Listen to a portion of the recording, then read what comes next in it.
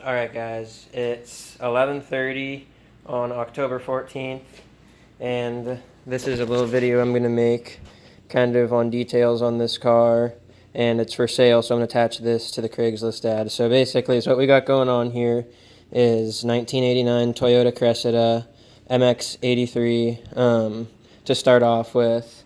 So kind of just going to go through everything and show you. So first off, it's like I said, I haven't started this thing in 4 days. Just got back this weekend from hunting, so I'm going to check all the fluid levels, show you guys everything. I already know it's good to go, but I'm just going to add in the video. And then I'm going to do a cold start, warm start, kind of idling, revving it up and all that stuff. Just kind of letting you hear it, kind of, a video, get a better idea for the car. So basically coolant, it's Toyota Genuine Red coolant.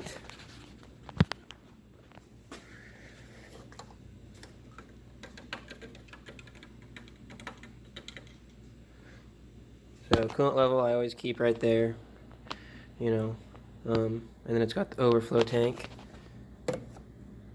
which I don't know if you can see it in the middle there. You can see it down there. It's the red stuff. It's not rust. It's Toyota Genuine Red, and I actually have an extra bottle of coolant for it too, for if you ever need to open up the cooling system again and then don't want to reuse. Okay, so coolant, engine oil. Obviously this isn't the level, but no white stuff under the cap. There's not really any moisture in the crank system. Engine oil level.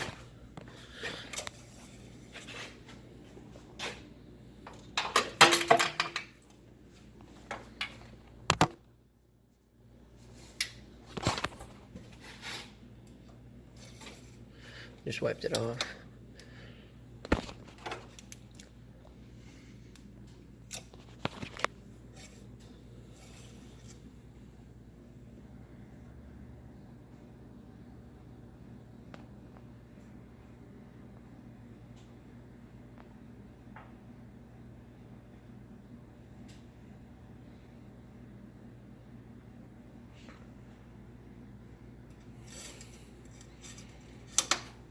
So I just did an oil change with Castrol, high mileage 1030, part synthetic.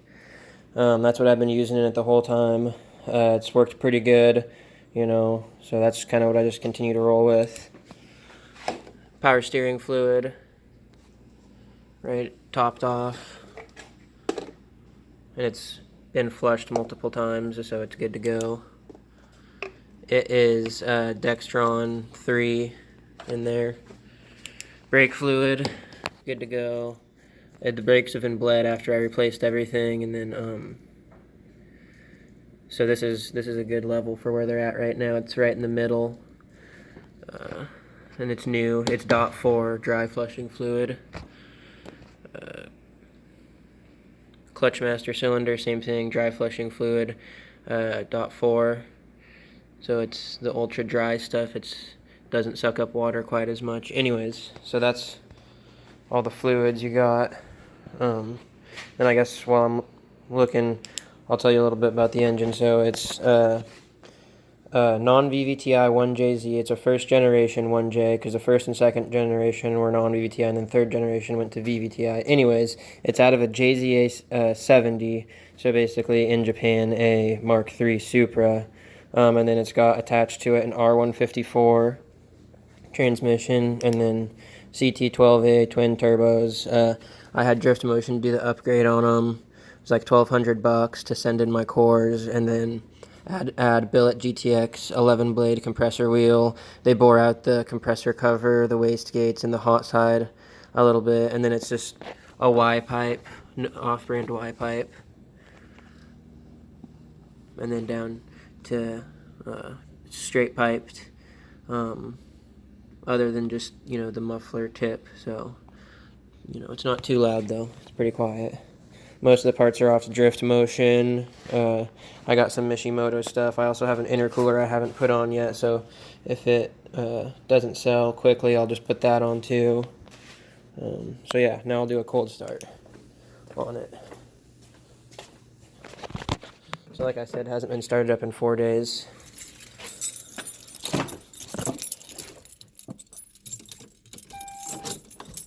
So all the lights come on and stuff, everything works. Then I got my oil pressure gauge and intake manifold, so boost and vacuum gauge. And then this is a manual override for the fans, but it's also on a controller. So you just, I don't know if you can hear the fans just kicked on. It's two Mishimoto Polar fans, so this is it.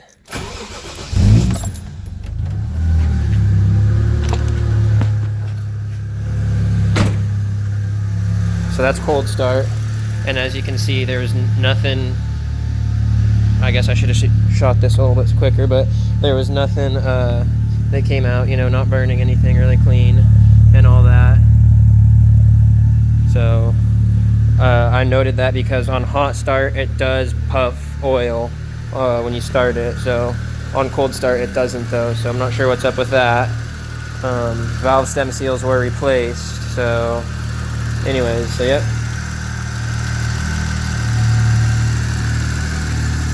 So it runs pretty good, purrs nicely. No exhaust leaks or anything. Obviously all the exhaust gaskets have been replaced. And while I'm there, I'll note that the studs and nuts were replaced too. And then everything was sandblasted, so it's pretty clean and rust free. Or stainless, added new stainless parts. So here's a little bit of just a slow, gradual rev.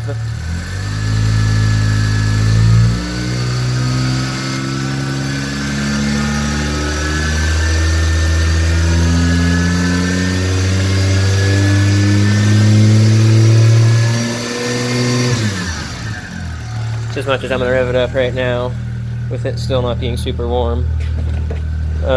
Anyways, so cold oil pressure, we're sitting at about 60 psi. Vacuum, -20. Then it's obviously still cold. So RPM gauge is obviously, as you can see, a little off. So it's off when you're driving too. So the RPM gauge don't work. Mileage as of now, 218,463. I got it with 208K with a blown up 7M, so it's all that mileage has been with this swap on it. Anyways, the Sparco R600 seats with red stitching. Dual caliper, hydro e-brake with a Willwood master cylinder, r154 5-speed, and then that little plate that I made. Bed linered interior, and then back seats are granny spec, but they're in decent condition. So like I said, everything's bed linered. JZX 81 chrome door handles all around, and then late model Mark III Supra rims, Falcon Azenas in the front, Cooper tires in the back, trunks painted. That's kind of a con. I'm not a big fan of that. So yeah, now I'm gonna lift it up and then kind of show you the suspension on it. Okay guys, so I just got the car jacked up. I'm a little tired, sorry boys after that, but I'm breathing heavy. So now I'm gonna kind of go through like the suspension underneath the car, all that stuff. So okay, so I guess something I forgot to add in the last one was, so basically, okay, it's all from excessive manufacturing. So I'm not going to say like excessive manufacturing mount, you know, bushing, control arm. It's all excessive manufacturing. Okay, so we got the motor mounts down there. Basically, bracket, 75A, urethane mount. It's pretty fucking solid. And then the bracket that goes to the engine. It's slotted, as you can see. It's adjustable for where you want to locate the engine with the shifter. So that's what's the deal there. Let me go put the key in the ignition so I can actually steer it. Steering column does lock.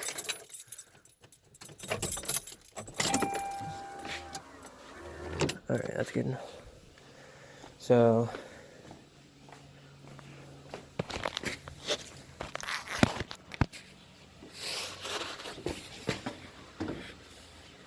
okay, so what's going on here is basically, stop tech rotor in the front, drilled and slotted, stock brake caliper, stop tech pads,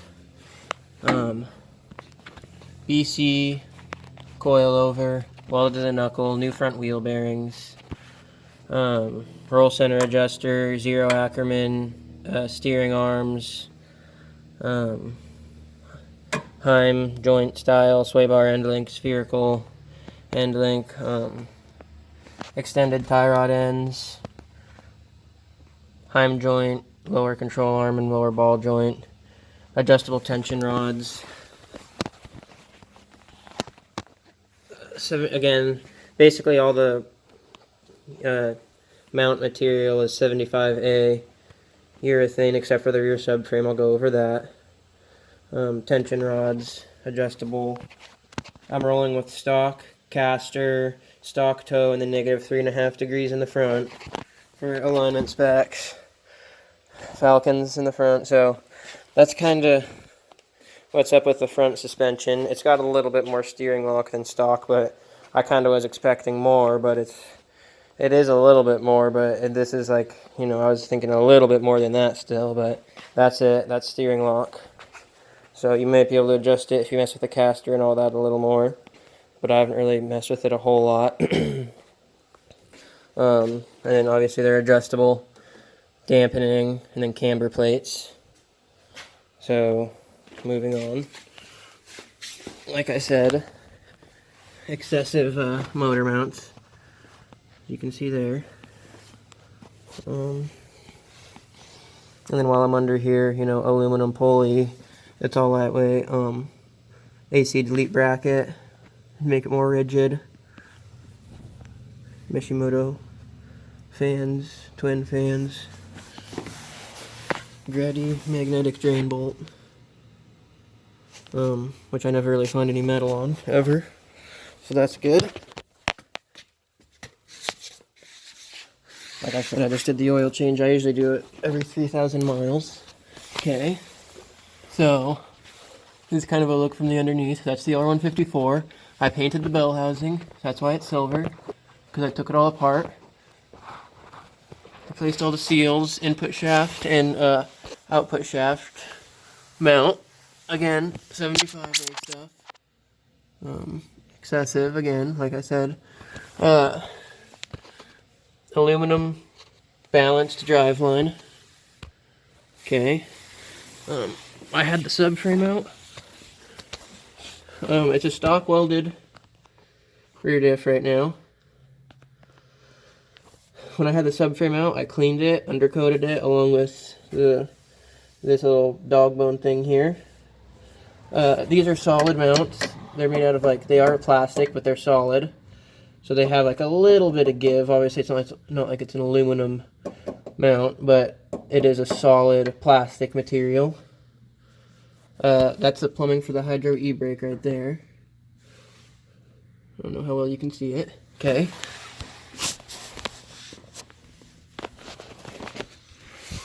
Dual calipers in the back, stop tech pads and rotors, except for on the added caliper for the hydro e-brake. That's just AutoZone brand, because that caliper is off of a 1981 Honda Civic. It's a front caliper. I can provide more info, and I also have all the info that I got from Excessive. That says all the info. It says what kind of pad you need, all that, which I don't think you're going to need to maintenance it, but if you're really roasting your pads back there with the hydro e-brake in like 10 years, you might. Anyways, BC rear coilovers again.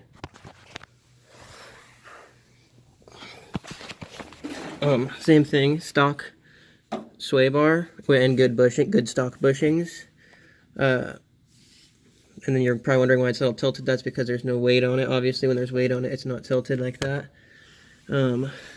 Solid rear diff bushings. I just have them marked right there to make sure if it ever loosens, I'll know, which it never does because I torque them to spec. Rear diffs recently serviced. Adjustable, all Excessive manufacturing. Again, adjustable lower control arm, 75A bushing. New pillow ball, I pressed those in for the lower control arm, and then traction rod, both of those, new pillow balls in the knuckles, new rear wheel bearings, stock CV axles, they hold plenty of power. all adjustable lower control arm, traction rod, tow rod heim joint on the end attaching it to the knuckle. And then I'll try to show you the added caliper from the back. That's the added caliper mount. So, solid rear diff bushings, solid rear subframe bushings, fully built rear suspension. So that's kind of what's going on with underneath the car. Tread on everything's good. You already saw the front. That's the rear. So good tires.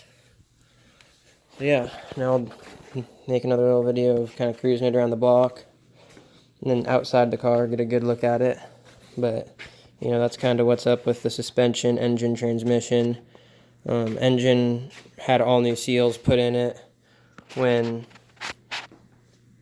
I put the engine in. Cam seals, timing belt tensioner, timing belt pulley, 2JZ water pump with the hydro fan delete, crank seal, cleaned the injectors, new cam seal, not cam seals, cam position sensors, because those will leak as well. And then they'll get your ECU pins dirty. If you want to know more about that, let me know. I'll let you know, but your ECU will actually get oily because oil can travel through the wires. Anyways, so that's replaced. Basically, everything's been serviced really well. Cusco front strut tower bar. So, car's basically fully loaded. It's been pretty well taken care of before me and all that. You know, everything's really clean. Obviously, I've gotten in here and cleaned it too, but, you know, no issues. You know, VIN right there, VIN right there. It's everywhere. You know, right there. Everything's really clean, so I'll go ahead and get the next video rolling. Okay, so it's pretty warmed up now. The fans haven't kicked on yet, but they probably will soon, so I'm just going to go ahead and take it out. So basically, this is just kind of around through neighborhoods. Quick note, I did just replace and calibrate the throttle position sensor, and it's driving a lot better now, so it's like way more smooth. I think it's having like a little bit of an issue before, but it's really smooth now. So rear end is welded, so you know you hear it chirping and it's like kind of jerky and stuff. Oil pressure, usually when it's hot idle is like around 30-ish, kind of depends. This is just cruising down the road. So speedometer does work, fuel gauge works, temp gauge works, RPM is off. So yeah, I'll do like a little pull and stuff in like third or something, but I'm not going to do it like right off the bat because I'm going to have to be shifting and like I'm holding the camera and stuff. So yeah, hydro e-brake works here. I'll give it a little yank. You can see behind me. Oh well, couldn't really see that well, but it locked up. Okay. Blinkers and stuff work. Fronts aren't attached right now, and I'll go into that when I'm doing the exterior thing when I park up here in a minute.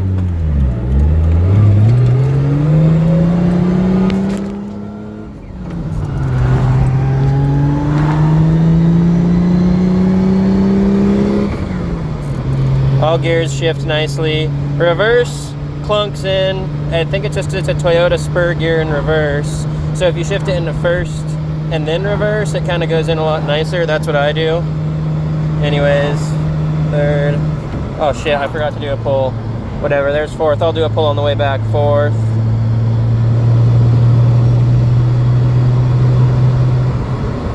Actually, maybe I'll just do it right here because I want to take the exterior car video.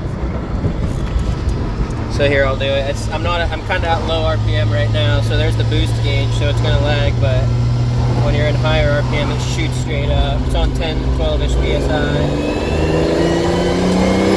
10 PSI. So that was like from 40 to 80. So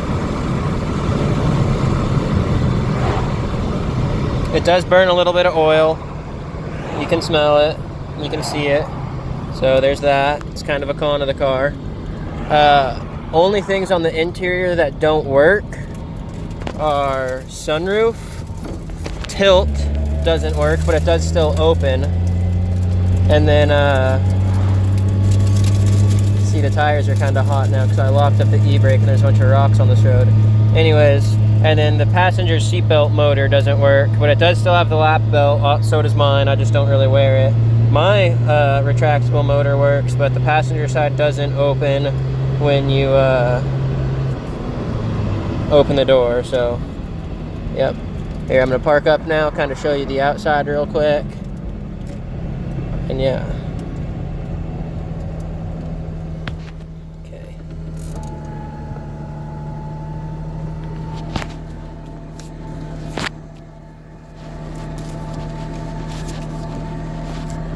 All right. So like I said, mine works, but passenger side doesn't. Okay, so this is the outside of the car. It's original paint. Everything's all original other than the trunk. Like I said, the Toyota Mark II, basically JZX81 door handles, only came in Japan. Aero catch, locking front hood pins, tow thing from Excessive. So I don't have the front bumper on right now. I do have it and all that stuff, but I was gonna make a bash bar for it. And then also the intercooler is the biggest one Drift Motion sold, but I have a Mishimoto R-line that I haven't put on yet. I just need to get couplers, because this is 2.5-inch intercooler piping, and the Mishimoto R-line's a 3-inch inlet and outlet. So the corner light is cracked there. It was fucking cherry, and then the ladder tipped over on it, so yeah, that happened. I'm gonna replace it again if the car don't sell quickly. Exterior's fucking pretty nice. You know, it's 20, however old, 25, 20, it's an 89, so it's almost 30 years old. It's 29 years old, so it's pretty good paint for the condition. Got a couple stickers there. You could peel them off right on the window if you want, and it'd just be a fishbowl. You know, no window tint or nothing. Original taillights. They've been blacked out. Not too bad though, it's not illegal. I've never had any trouble with it. And then painted trunk, which kind of sucks. Oh, and then that one other sticker that says under construction. So yeah, that's the exterior of it, guys. I mean, that's basically the whole car. I think this is going to kind of conclude. I'll give you a little bit better look at the interior now that I can open it up all the way. So, Sparco steering wheel, not sure what it was, but it was 250, or what kind, but it was 250 bucks from 425 Motorsports. Sparco R600s from adjustable tilt and sliding planted brackets. So everything's adjustable. Oh, that's right, I was going to show you the batteries in the trunk. I got the car cover in there right now. It's all Rhino lined as well. It's an AGM battery, so it's a pretty good battery. It's 810 CCA, 100 reserve capacity, 50 amp hours. So it's a pretty freaking good battery. And whenever I'm not using the car that much, because sometimes I keep this thing parked in the winter and whatnot, I keep it on a battery maintainer, so the battery is like pretty good to go. It's only like 2 years old too, so. Yep, there she is. So yeah, I'm probably gonna attach this video to my Craigslist ad. That's kind of the main point of making the video, but then if anyone else kind of just wants to see the car too, or you know, you're kind of thinking about doing one of these builds, pretty cool car. You know, rear wheel drive, all that. Then on all the doors. This car is like a grandma spec car when I got it. I built it up to this. So I got way more money soaked into it than I'm going to ever be able to get back. Probably about 2 to 3 times as much, but yeah. Aero catch hood pins are locking. I just don't really, I have 2 keys for them. I don't lock it because I keep my car in my garage. Or like I don't really drive this thing around much. You know, like maybe on nice days and like where I'm going to stay close to the car, but I'm too paranoid. I got too much money into this to leave it as like a daily. I used to daily it before I had like the seats and all that, but no, now I basically, it's a garage queen. So anyways, yep, that's it. Anyone got any questions or anything on how I did all this? If you're just watching, not interested in buying the car, let me know. Cool.